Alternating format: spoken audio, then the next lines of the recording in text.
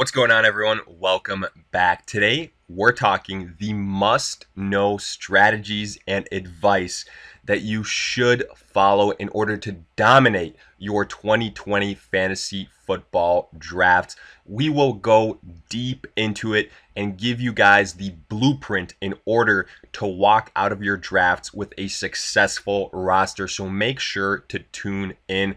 Before we get into it, a quick reminder for everyone that's interested, go ahead, check out the all-new updated website at alldaypigskin.com for some exclusive content for these videos and more. And while you're there, go ahead and check out the 2020 ADP Fantasy Football Draft Guide. Get yourself a copy. Great value. It's got everything you could possibly want. Top 150 overall player rankings. You've got individual player bios, projections, tiers, along with general fantasy advice. All the details in the description. If you guys enjoy, hit that like button, subscribe. But for now, let's get right into it.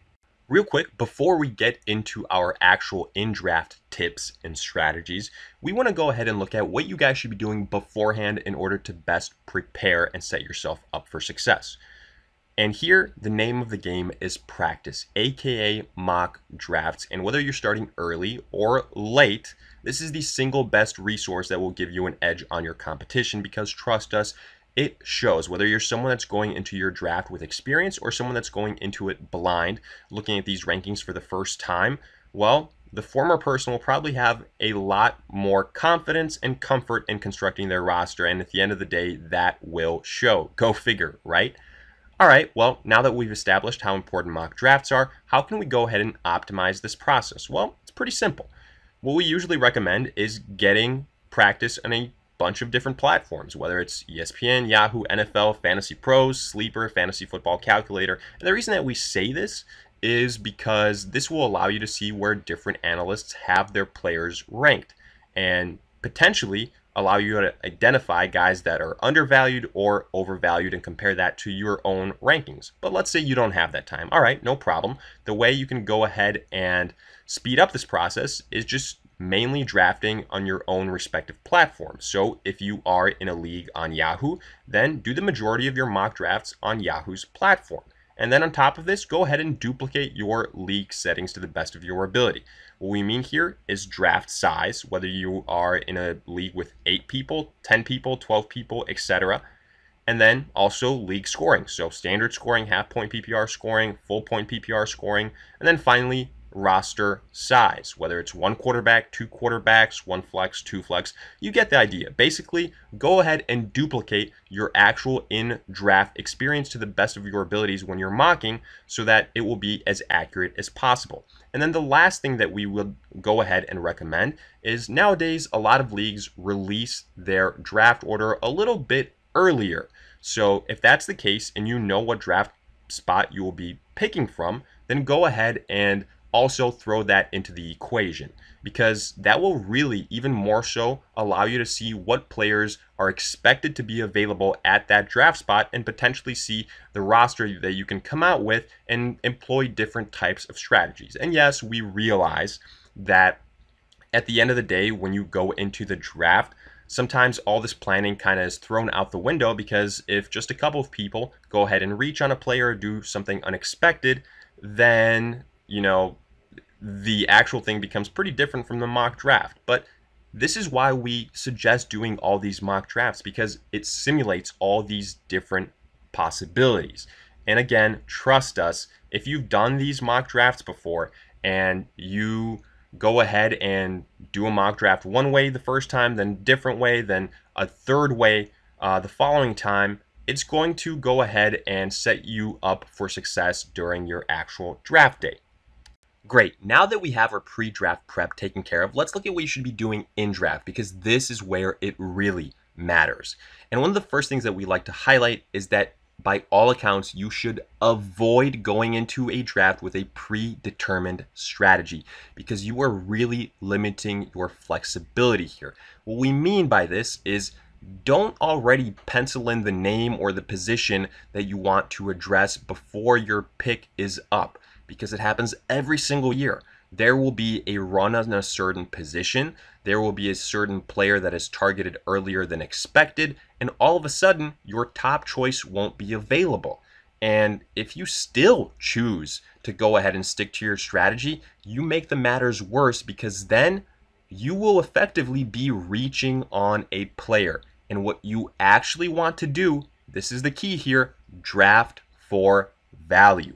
You want to get the most bang for your buck. You want to draft for value at every single possible chance, round by round. And we're going to go ahead and break down what you should do position-wise and what your mentality should be round by round. But at the core of it, you want to get the most bang for your buck. And that's why you do all this pre-draft prep, because if your top choice isn't there, well, you know who the next best available option would be. Go ahead and utilize that big board that is available on your platform in terms of top players left, projection-wise, compared to what your own rankings are, and be flexible, be able to adjust. That leaves you with the best possible chance to go ahead and really land those difference makers, especially early on, that will go ahead and carry your roster. Speaking of your roster, let's talk positions, because it's all about the positional hierarchy when drafting. And what we mean here is not every single position is created equal in fantasy football. There is one true king, and that true king is unquestionably the running back position. Now, yes, there's certain leagues with different bonuses that go ahead and elevate certain positions, but what we're really focusing on here is your standard type of draft. And the running back, again, is king here. That's why you're going to see in the majority of your drafts there being a run on this position, and the depth of this position being depleted the quickest compared to wide receiver, tight end, quarterback, etc. And speaking of wide receiver, let's look at this position next, because that is the next most important position. That's why in combo you will see running backs and wide receivers being drafted the most in the first 2-3 rounds. But let's also address the quarterback and tight end position, because this can be a bit of a tricky topic. Because yes, absolutely, it's great to have the best quarterback or the best tight end on your roster. But the question is, what is the cost? Because as great as it was to, land Lamar Jackson and have a guy or a Patrick Mahomes that is a plug and play guy every single week, regardless of matchup, that means that you probably coughed up a second round pick to do so. And the truth is, like we mentioned before, in the second round or early third round, there's still going to be RB1s or wide receiver ones available to you, and they are more important on that hierarchy. And same thing with tight ends, whether it's a Travis Kelce or a George Kittle. There is more depth at these positions, quarterbacks and tight ends, in later rounds, and there's going to be a bigger gap in terms of how many rounds it takes for that next run to begin. Because let's look at the way the quarterbacks finished in 2019 in terms of fantasy scoring. The top quarterback was Lamar Jackson. Where was he drafted? He wasn't a second or third round pick last season. He was an 8th, 9th, 10th round guy that was being drafted as a backup. Other guys, Dak Prescott, Russell Wilson, same type of situation. The year before with Patrick Mahomes, absolutely the same thing happened. And what happened in 2019 when you drafted Patrick Mahomes in the second round? Well, a high-profile second round, early round type of quarterback ended up getting injured, and all of a sudden he finished outside of the top 5 in fantasy football scoring for quarterbacks. That happens more often than not. There's a lot of depth at this position, and if we had to go ahead and pick the quarterback or the tight end position, one of those to go ahead and delay for addressing later, it would definitely be the quarterback position, because what you ideally want to do here is you want to get the guy that hasn't broken out yet. You want to get the future Lamar Jackson, the future Patrick Mahomes, the one that will go ahead and break out this season for the first time. With tight ends, it's pretty similar as well. You're going to have a lot of depth after that tier 1 group of guys is drafted. And there's going to be multiple instances. Look at last year with Andrews, with Darren Waller, with Higbee at certain points in time, with Austin Hooper. These guys were drafted much later, but they also gave you tons of value. Now, continuing on, there's 2 more roster spots that we have to address. Don't worry, we did not forget about kickers and defenses, even though probably we should. And the reason we say that is because kickers and defenses are the least important positions by far. You should not be, under any circumstances, let us repeat ourselves, under any circumstances, do not draft a kicker or a defense before double-digit rounds. I mean, honestly, in fact, what we do is we don't even draft these positions. We go ahead and pick them up off of waivers later on, because defenses, they go ahead and change so much year to year. Just because this defense A was dominant in 2019 doesn't mean that will translate into 2020. There is a ton of roster turnover that will go ahead and play into this. Same thing with kickers.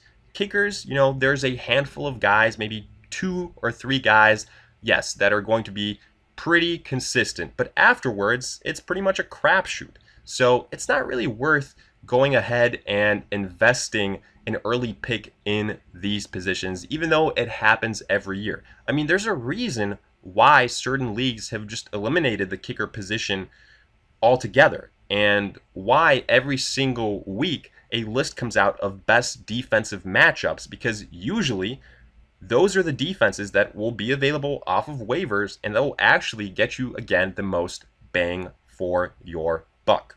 Now, with that taken care of in terms of how you should be viewing each position on your roster, let's look at what you should be doing kind of round by round. We touched on it. Early on, what you want to do is go ahead, target the premier positions, aka running back and wide receiver. And in terms of running back, since this is the king of positions, well, what we really recommend is in your first 3 rounds, come out with at least 1 running back on your roster. That is key, because that drop-off will happen a lot quicker than you think. Now, also in terms of other strategies that you should be thinking about in the early first rounds, is since these guys are going to be the core of your roster, ideally you want to be going with guys that are a little bit safer, that are more established, more experienced. So there's risk with pretty much every single pick, but how much risk is there? Because let's use a Dalvin Cook for an example. He does have a bit of an injury history, so the risk is higher than, let's say, a Christian McCaffrey, just throwing that name out there. But the potential is still there. So ideally, what you want to do is minimize risk and evaluate whether the reward is higher than the risk, because that will happen at every single point in time. It comes back to that value, getting the most bang for your buck. Because last season, in 2019, while Dalvin Cook was viewed as someone that people wanted to stay away from, we identified saying you could get Dalvin Cook at the beginning of the second round, in the middle of the second round, and he's shown us what he can do when he's healthy. And the Vikings are a run-first team that have gone ahead and improved the offensive line. You are getting a high-end RB1, top 5 running back in the second round. Even though he does have some injuries, the reward by far outweighs the risk. So you want to go ahead and identify those players. If they have certain off-the-field issues, does the reward outweigh the risk? And this all comes down to their average draft position. Where are they usually being drafted? If someone with a lot of question marks is being drafted in the first round, that is not a risk that you want to take. All right, now with that being taken care of in terms of what you want to do in the first couple of rounds, let's look at the other side of the spectrum, what you should do in the latter rounds. In the latter rounds, it's all about upside, folks. And what we mean by that is usually getting boom or bust players. Yes, the majority of the guys that you draft in the later rounds probably won't even end up being on your roster by the end of the year. But if you went ahead and even hit on one of those guys that is a boom or bust candidate, someone that has a very high ceiling but also a low floor, well, then those guys could be league winners, and they can transition to being regulars on your starting roster. And getting value in the late rounds in terms of starting caliber players, that is a true difference maker. That's what happened with people that made their playoffs and their championships last season by getting guys in the later rounds with Lamar Jackson, with Mark Andrews, with Waller. The list goes on and on. So you want to go ahead and have a running list of players that have that high ceiling in the later rounds and really target them. Also, usually what we like to go ahead and suggest is if you went ahead and waited on a quarterback or on a tight end, maybe you waited a little bit too long. But okay, that's not the end of the world. What you should do in that case, maybe go ahead and insure yourself a little bit. So grab a second quarterback or a second tight end. But honestly, you don't need more than 2 quarterbacks or 2 tight ends on your roster. That's just overkill. The other positions are obviously exceptions, but having at most 2 quarterbacks and at most 2 tight ends, that's what you want to go ahead and shoot for.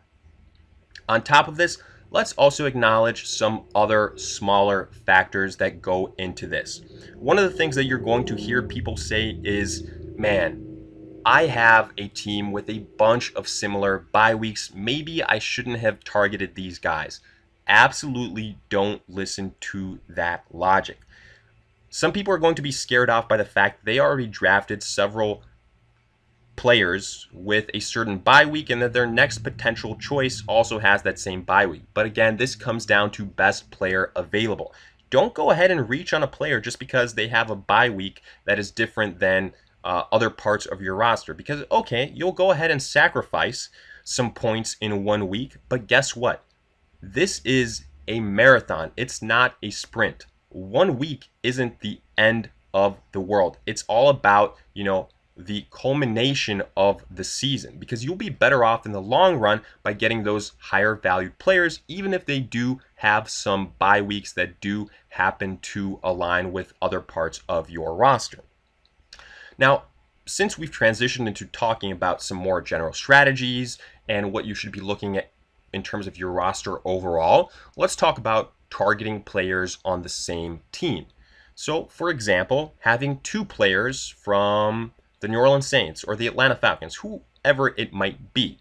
Now, this can be viewed as something that is risky because theoretically, if that team, the Falcons, the Saints, have a bad week, then, well, your roster probably took a pretty heavy hit that week as well in terms of fantasy scoring. But you will still see people go ahead and do this. And what we refer to here is stacking their roster and targeting players on the same team. And what we usually prefer to do is if you're going to stack some players from the same team, go ahead and make sure that they are in a high scoring offense. So for 2020, some examples might include the Kansas City Chiefs, the New Orleans Saints, the Atlanta Falcons, the Tampa Bay Buccaneers. You get the picture. The higher scoring the offense, the higher chance that the players that you got in bunches will have more success.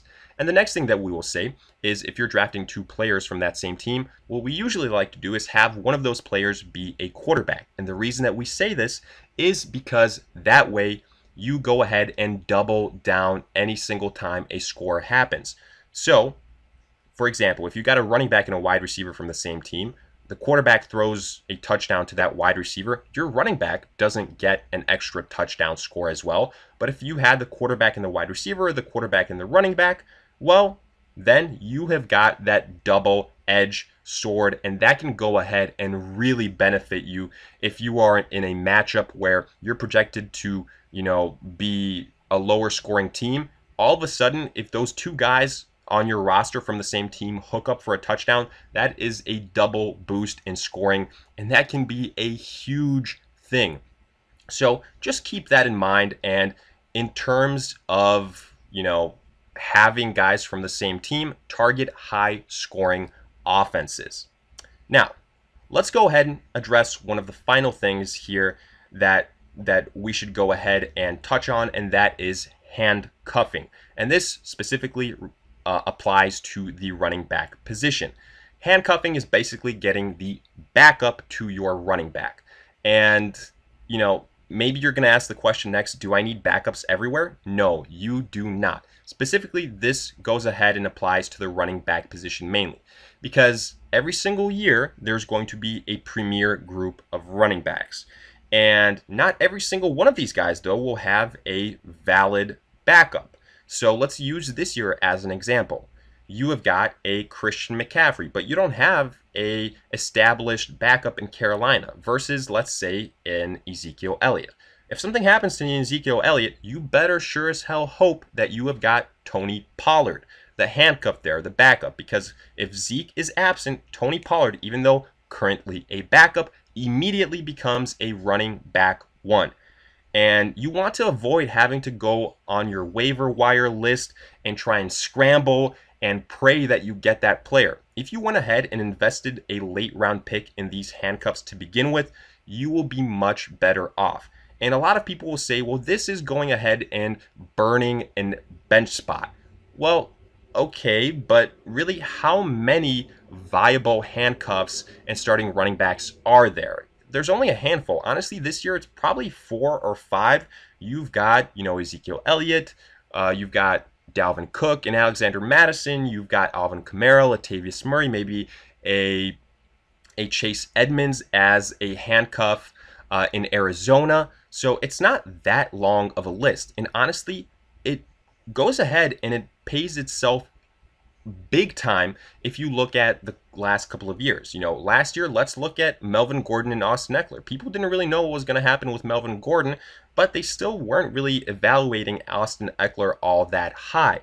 But wouldn't you know it, when Melvin Gordon was sitting out, Austin Eckler was absolutely balling. That's happened before with Alexander Madison when Dalvin Cook has to sit out. That's happened before in years past with Le'Veon Bell and James Conner. It happens every single year. And even though it might only be for one game and it's not a given that you're going to get to utilize your backup, one game can go ahead and, stack up at the end of the day.